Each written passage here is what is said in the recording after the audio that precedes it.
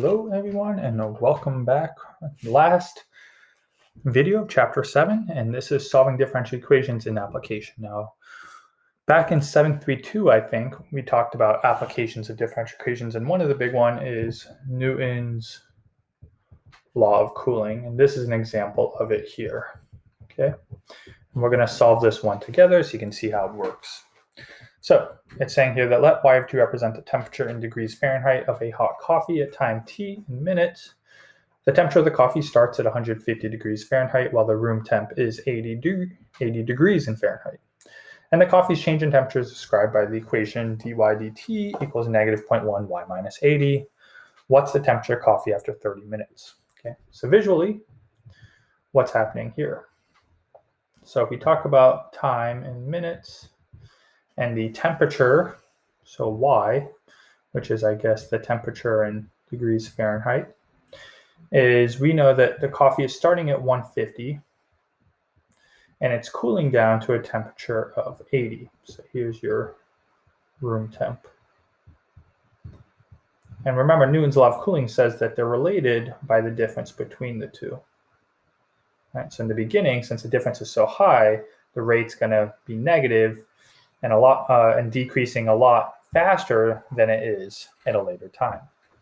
So you can see dy dt is, a net is decreasing, faster in the beginning, and starts to slow down, continuing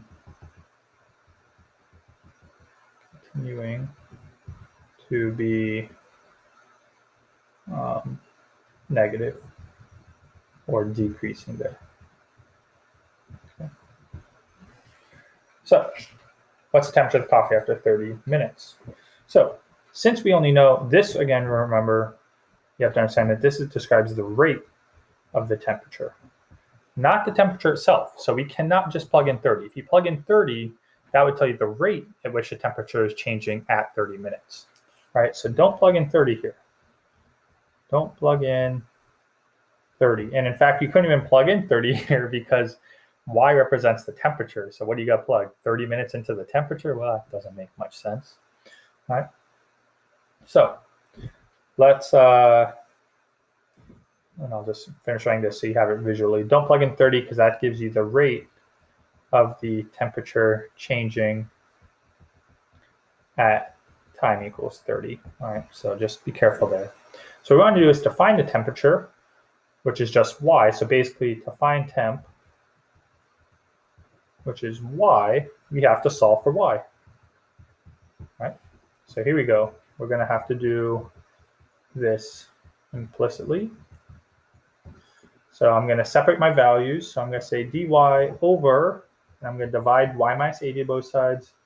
I'll stick the negative 0.1 still, but then write that as dt, integrating both sides. And we'll have here that that's going to be the natural log of y minus 80 is equal to negative 0.1 t plus some constant c. Okay.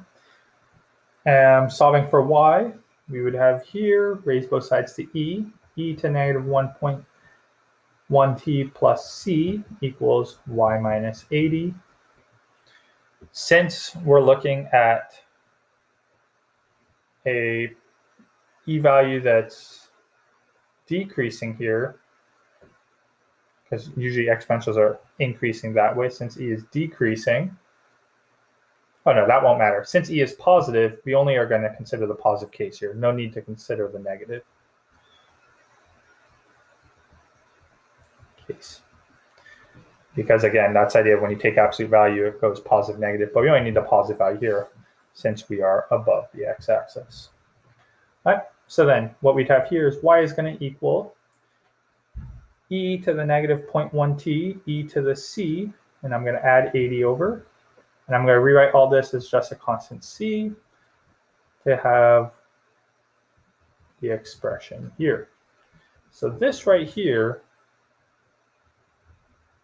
is all your all possible answers to that differential.